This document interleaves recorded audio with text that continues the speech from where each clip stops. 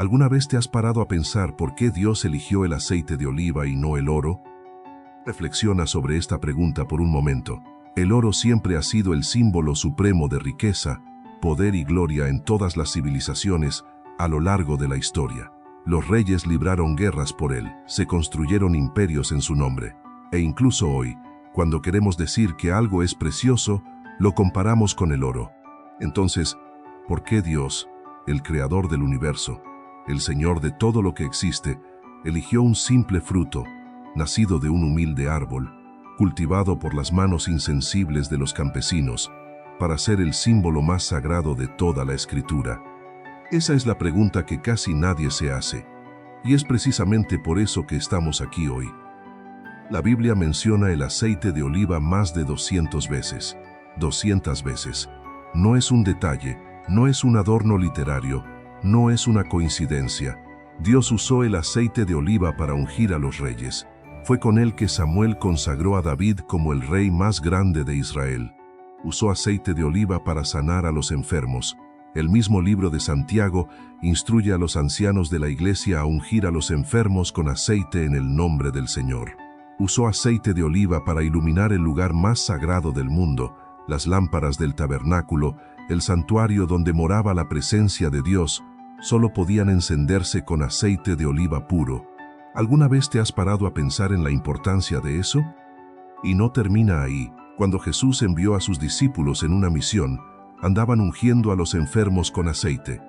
Cuando la mujer derramó el preciado perfume sobre los pies de Jesús, era aceite. Cuando la Biblia quiere describir la bendición, el gozo y la presencia de Dios, usa la imagen del aceite fluyendo, rebosando, ungiendo. El Salmo 23 dice: «Unges mi cabeza con aceite, mi copa rebosa». ¿Alguna vez has experimentado un momento en tu vida en el que sentiste exactamente eso? ¿Una bendición tan grande que parecía desbordarse? Quédate conmigo hasta el final, porque lo que estás a punto de descubrir podría sorprenderte de una manera que no esperabas. Porque la historia del aceite de oliva en la Biblia no es solo la historia de un ingrediente culinario o un antiguo ritual religioso. Es una historia sobre cómo Dios ve el mundo y sobre lo que Él considera verdaderamente valioso. Es una historia sobre el trabajo, el sacrificio, la humildad y la presencia del Espíritu Santo obrando en las cosas más sencillas y cotidianas de la vida. El aceite de oliva no surge de la nada. Las aceitunas necesitan crecer durante años antes de dar fruto. Necesitan ser cosechadas en el momento oportuno. Y luego, y esto es algo que pocos comprenden, necesitan ser trituradas. Trituradas completamente. Solo después de triturarlas, el aceite puro comienza a fluir. Y fue precisamente este proceso el que Dios eligió para simbolizar algo que va mucho más allá de un olivo. Vivimos en un mundo que persigue el oro, el éxito rápido, la riqueza visible y el brillo que impresiona desde lejos. Pero la Biblia apunta en otra dirección. Señala un olivo, un árbol que tarda décadas en crecer, que resiste siglos de historia y que solo rinde su tesoro más preciado bajo presión. ¿Está Dios tratando de decirnos algo a través de esto? Lo que vas a ver en los próximos minutos te transportará a tiempos bíblicos, a un mundo donde cada alimento tenía un significado, donde cada cosecha era un acto de fe y donde la tierra y el altar estaban mucho más cerca de lo que imaginamos. Pero antes de continuar con esta historia, necesito hacer una pausa aquí por un momento, porque este tipo de contenido solo llega a ti cuando personas como tú deciden que merece ser compartido.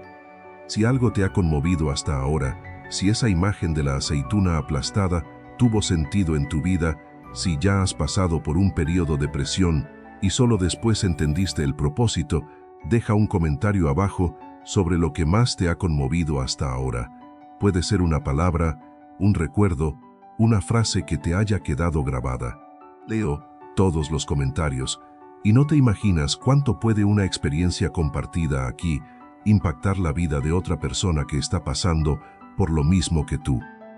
Vivimos en una época en la que el contenido de calidad necesita una voz para llegar lejos. Y tu voz, tu me gusta, tu comentario, tu suscripción, es lo que hace que este mensaje trascienda los límites de esta pantalla y llegue a alguien que quizás esté pasando una noche difícil, buscando precisamente eso, una palabra que tenga sentido, una perspectiva que renueve la fe, una historia que le recuerde que Dios está presente incluso en los detalles más sencillos de la vida.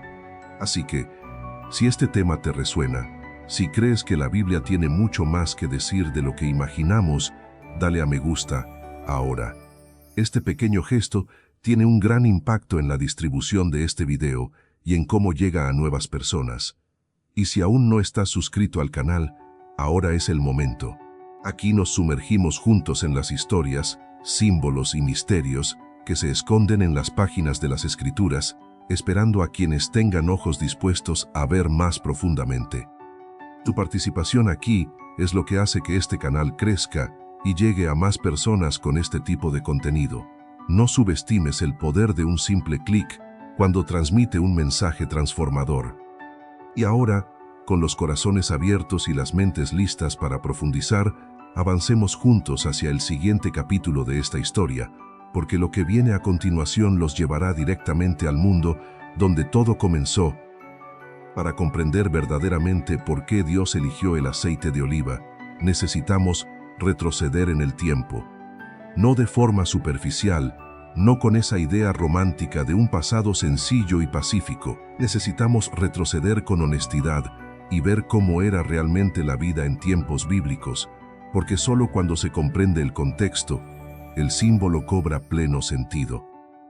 Imagina despertar antes del amanecer, no porque tengas una reunión a las 7 de la mañana, ni porque el despertador sonó demasiado temprano, sino porque si no te despiertas, si no vas al campo, si no trabajas con tus propias manos, mientras aún hay luz, tu familia no comerá. Esa era la vida cotidiana de millones de personas en tierras bíblicas. No había supermercado en la esquina. No había refrigerador para guardar las sobras del día anterior. No había aplicaciones de reparto a domicilio, ni alimentos procesados, nada que separara a los seres humanos de la tierra que necesitaban cultivar para sobrevivir. El trigo que comiste fue el trigo que sembraste meses antes, regado con el sudor de tu frente, cosechado con tus propias manos y molido con piedras antes de convertirlo en harina.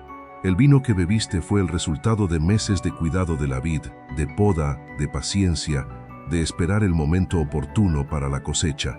Y el aceite de oliva, ese aceite de oliva que aparece más de 200 veces en la Biblia, fue el fruto de un trabajo largo, físico y exigente, que comenzó con la plantación de un olivo que tardaría años en dar fruto y terminó con el lento y meticuloso aplastamiento de cada aceituna para extraer lo más preciado de ella.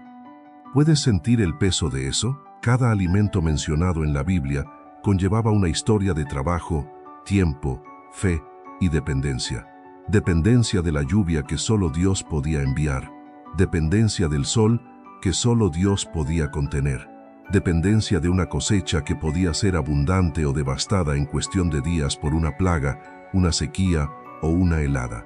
Vivir de la tierra en tiempos bíblicos no era un estilo de vida, no era una moda, no era una opción filosófica para quienes querían reconectar con la naturaleza. Era una cuestión de vida o muerte, literalmente. Y es precisamente por eso que, cuando Dios se comunicó con su pueblo a través de la comida, el mensaje llegó directo al corazón. No era abstracto, no era teórico, era visceral, era real, era lenguaje cotidiano transformado en revelación divina. Ahora quiero profundizar aún más en este tema, porque hay un pasaje en la Biblia que resume todo esto de una manera tan precisa, tan quirúrgica, que cuando entiendes lo que está escrito ahí, algo dentro de ti se mueve.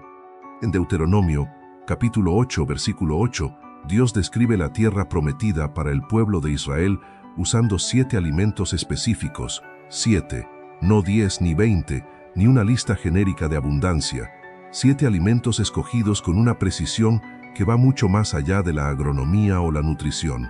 Son el trigo, la cebada, la vid, la higuera, el granado, el aceite de oliva y la miel de dátiles. En hebreo, estos 7 alimentos tienen un nombre colectivo, Shivat Haminim, que literalmente significa las 7 especies. Y aquí comienza una de las revelaciones más fascinantes que se pueden encontrar al leer la Biblia con los ojos de quien realmente quiere comprender, y no solo de quien lee por obligación o tradición. Estos 7 alimentos no fueron elegidos por ser los más comunes en la región, aunque lo eran. No fueron elegidos por ser los más nutritivos, aunque también lo eran. Fueron elegidos porque cada uno de ellos llevaba en sí un lenguaje simbólico capaz de comunicar una faceta diferente del carácter de Dios y la relación que Él quería construir con su pueblo. El trigo habla de sustento, habla de lo fundamental, lo básico, lo indispensable. El pan de cada día que Jesús nos enseñó a pedir en oración no es poesía, es teología. Es el reconocimiento de que la vida depende de Dios en cada detalle, en cada comida, en cada amanecer.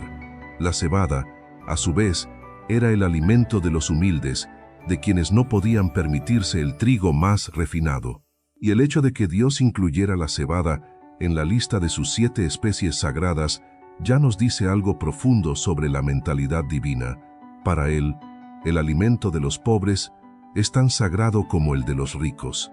La humildad tiene un lugar garantizado en la mesa de Dios. La vid lleva en sí la promesa de alegría.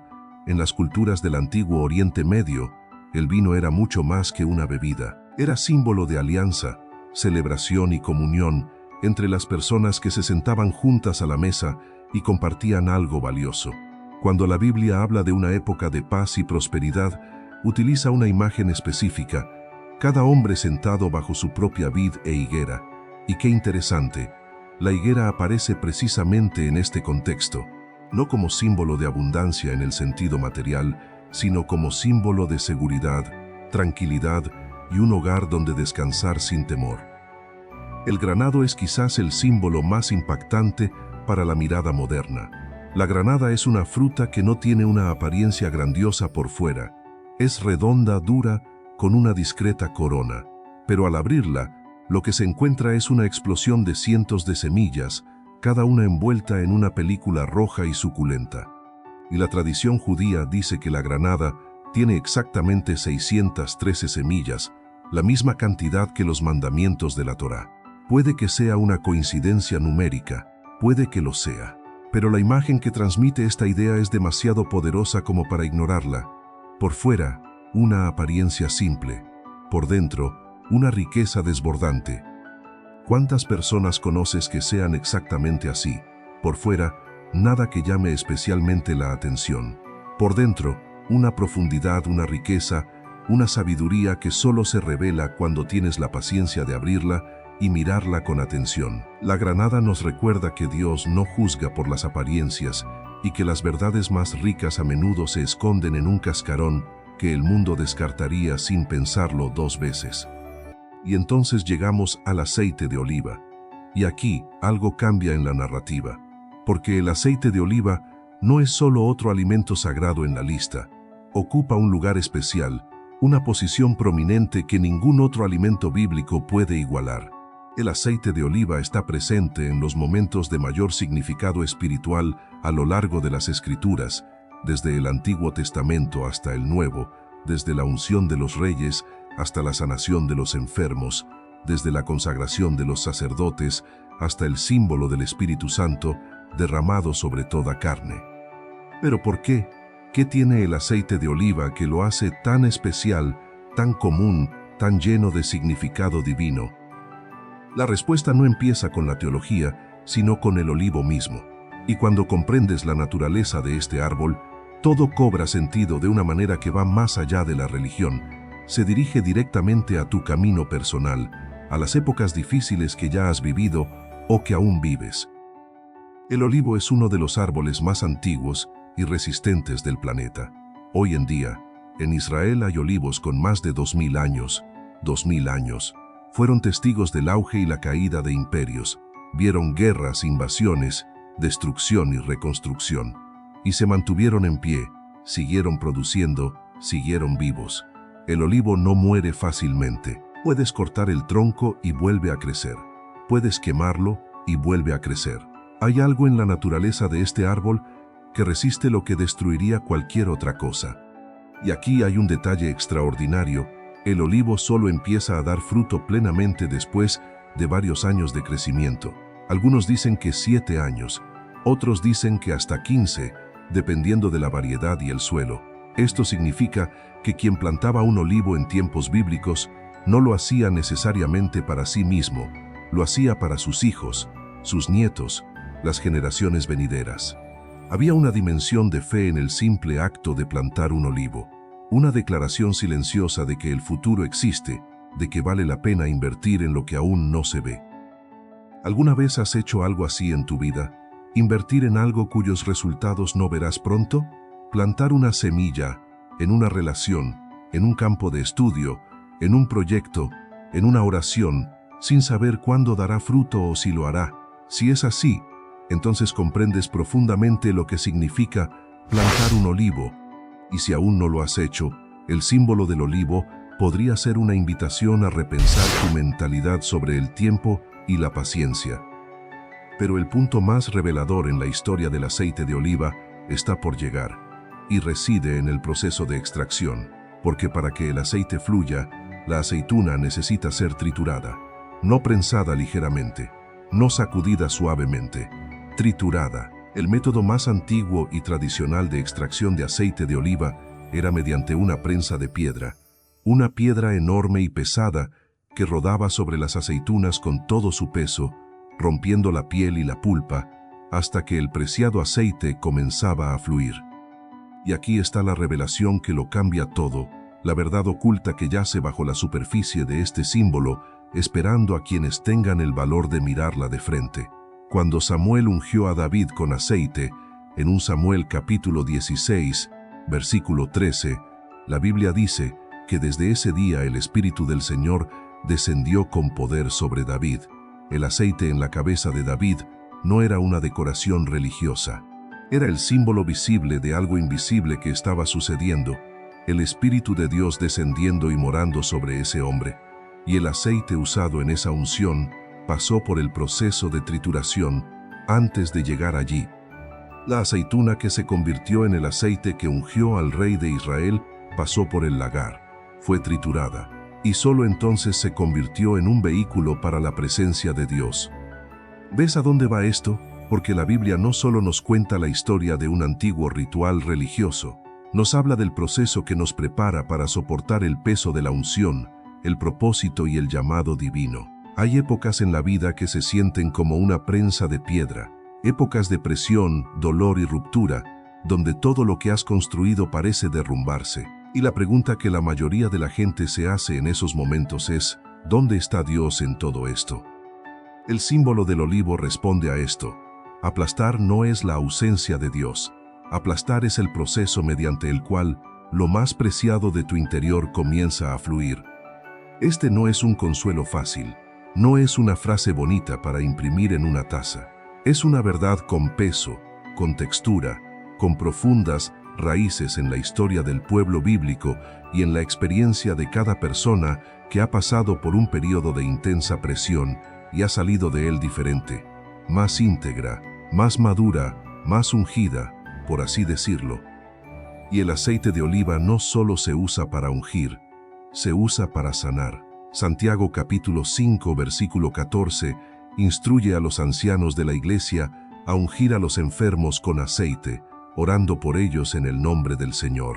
El aceite de oliva es símbolo de sanidad, símbolo de la intervención divina en lugar del dolor, símbolo de que Dios no está lejos del sufrimiento. Él entra en él y ha ungido el sufrimiento con su presencia. Y el aceite sirve para la luz. Las lámparas del tabernáculo, el santuario más sagrado de la historia de Israel, el lugar donde la presencia de Dios moraba de manera especial, solo podían encenderse con aceite de oliva puro. No cualquier aceite, no cualquier grasa.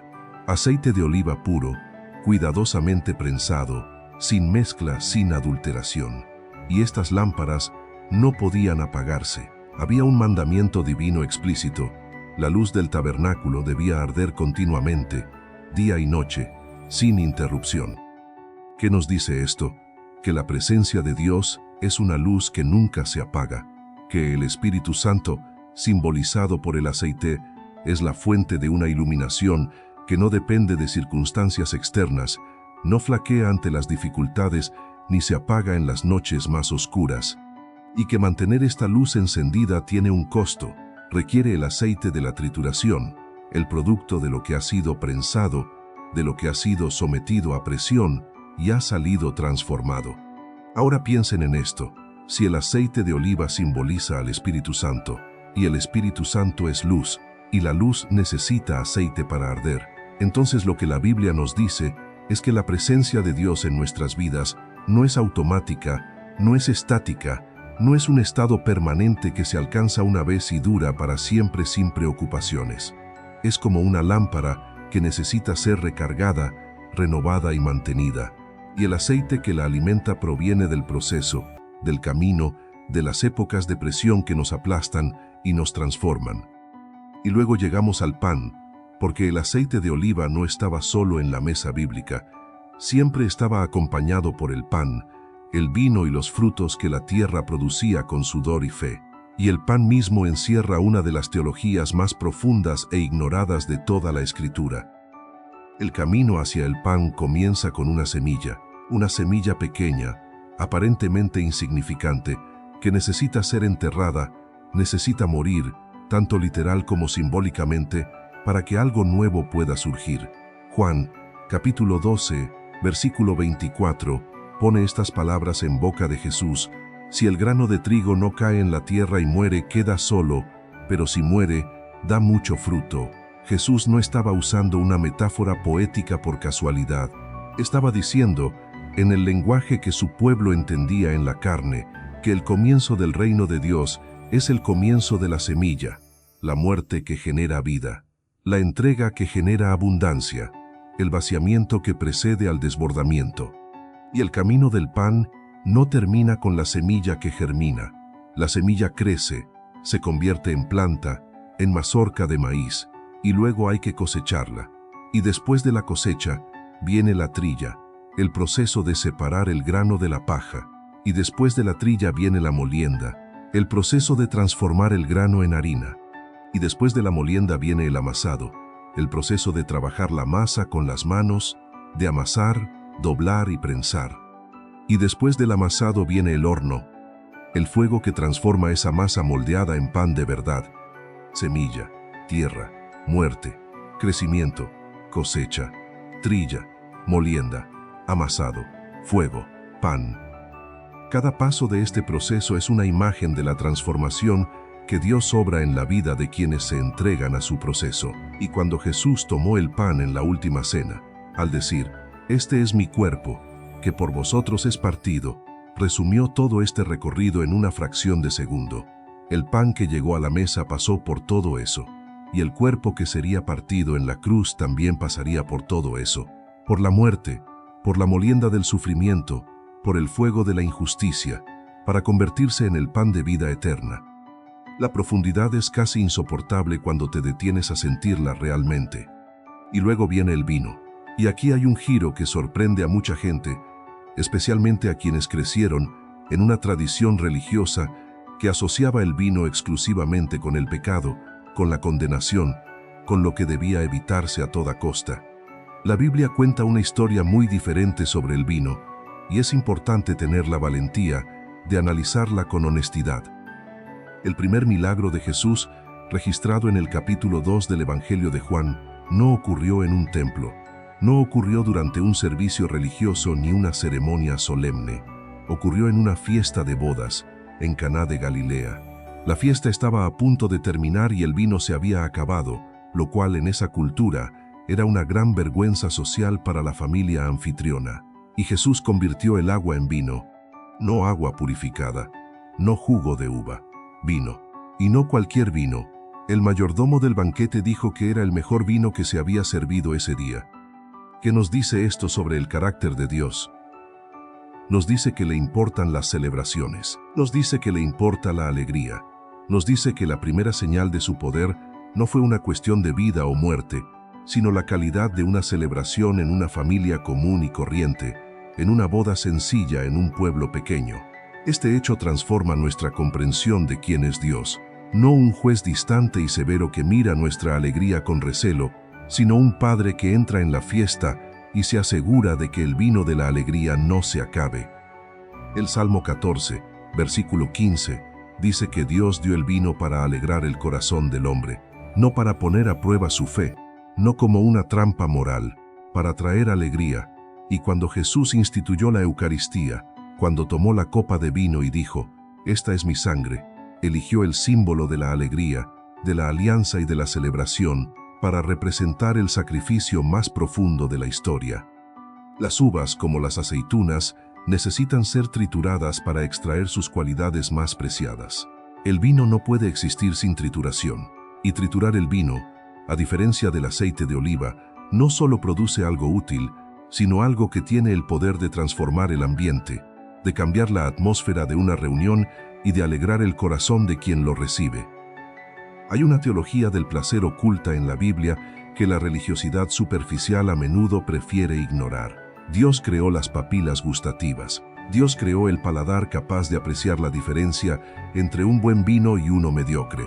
Dios creó la capacidad humana de sentir alegría a través de los sentidos. Y cuando describió la tierra prometida, no solo describió un lugar seguro o justo, describió un lugar donde la tierra rebosaba leche y miel, donde la vid daba fruto abundante, donde el aceite fluía en abundancia. Una tierra que nutría no solo el cuerpo, sino también el alma y los sentidos. La miel es otro símbolo que merece especial atención, pues aparece en la Biblia conectando directamente dos mundos aparentemente distantes, el mundo físico y el mundo de la palabra de Dios. El Salmo 119, versículo 103, dice con impresionante claridad poética, «Cuán dulces son a mi paladar tus palabras, más dulces que la miel a mi boca». Esta no es una comparación casual. En el mundo antiguo, la miel era el edulcorante más preciado. No existía el azúcar refinado. Nada se comparaba a la miel en cuanto a dulzura pura e intensa. Decir que la palabra de Dios es como la miel es decir que no hay nada más valioso, más satisfactorio, más nutritivo y placentero que las palabras que salen de la boca de Dios. Y también están la higuera y el granado. La higuera, ese símbolo de paz y hogar seguro que aparece repetidamente en la Biblia como imagen de tiempos de bendición. Cada hombre bajo su parra y su higuera. Esta frase aparece en Miqueas y un Reyes como descripción de una era de prosperidad y tranquilidad. La higuera no da frutos grandes, no tiene flores vistosas, no impresiona desde lejos, pero da sombra. Y da un fruto dulce y nutritivo que sustenta. Y cuando Jesús maldijo la higuera estéril en el Evangelio de Marcos, no estaba teniendo una reacción desproporcionada ante un árbol. Estaba usando el símbolo más conocido de prosperidad y bendición para hacer una declaración sobre lo que sucede cuando las apariencias religiosas no van acompañadas de fruto real. La granada, como ya hemos mencionado, es el fruto de muchas semillas, cientos de ellas compactas dentro de una cáscara que no deja escapar nada. Es imagen de la abundancia contenida, de la riqueza que existe, pero que necesita ser abierta para ser revelada. Y en la tradición judía, la granada se asocia con los mandamientos divinos. Cada semilla representa una de las obligaciones y bendiciones de la alianza entre Dios y su pueblo. Una granada en la mano es, en este sentido, una imagen concentrada de todo el peso y la riqueza de una vida vivida en obediencia y amor. Ahora piensen conmigo en qué tienen en común todos estos alimentos. El trigo necesita morir para convertirse en pan. Las aceitunas necesitan ser machacadas para convertirse en aceite de oliva. Las uvas necesitan ser pisadas para convertirse en vino. La miel debe recolectarse con cuidado y con riesgo. Cualquiera que haya estado cerca de una colmena sabe de qué hablo. Las higueras necesitan años para dar fruto maduro. Las granadas deben abrirse con cuidado para no desperdiciar las semillas. Ninguno de estos alimentos es fácil de conseguir, sin procesamiento, sin esfuerzo, sin transformación. Todos pasan por un proceso antes de llegar a la mesa. Y este proceso no es un inconveniente del diseño divino, es una parte esencial del significado. La transformación es el objetivo. El proceso es el mensaje. Y aquí está una de las verdades más impactantes que se pueden extraer de esta lectura tras bambalinas de la Biblia. Dios no escogió símbolos fácilmente accesibles para representar las realidades más profundas de su reino. Escogió símbolos que exigen tiempo, trabajo, paciencia, esfuerzo y transformación, porque las realidades que representan el Espíritu Santo, la palabra de Dios, el gozo de su reino, la paz de su presencia, tampoco llegan sin un proceso. Tampoco llegan sin la disposición de pasar por el lagar, entrar en el horno, dejar que la semilla muera antes de germinar. Esta mentalidad contradice todo lo que el mundo moderno nos vende. Vivimos en una cultura de inmediatez, de gratificación instantánea, de resultados sin esfuerzo, de fe sin proceso, de bendiciones sin camino recorrido. Y la Biblia, usando el lenguaje sencillo y concreto de una aceituna, un grano de trigo, un racimo de uvas, nos llama a una comprensión diferente de cómo obra Dios. Una comprensión arraigada en la tierra que huele a campo, aceite de oliva y pan recién horneado. Y el trabajo que producía este alimento no se consideraba una maldición que se tolerara hasta el final de la semana. Era un acto sagrado. Dios no separaba el campo del altar.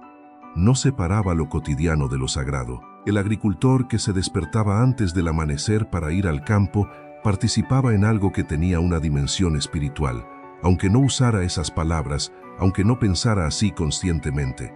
El Levítico ordena que no se cosechen los bordes del campo, que se dejen para los pobres, para los extranjeros, para quienes no tienen tierra propia. En el corazón del trabajo se escondía la compasión. En la decisión de cuánto cosechar estaba la decisión de cuánto compartir.